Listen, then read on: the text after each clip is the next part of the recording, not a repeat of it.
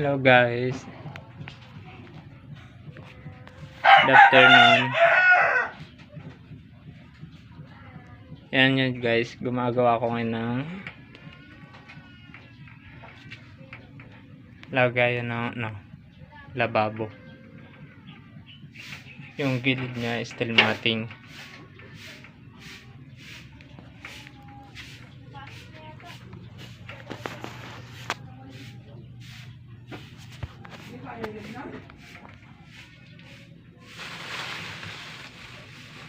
Laki-laki din eh.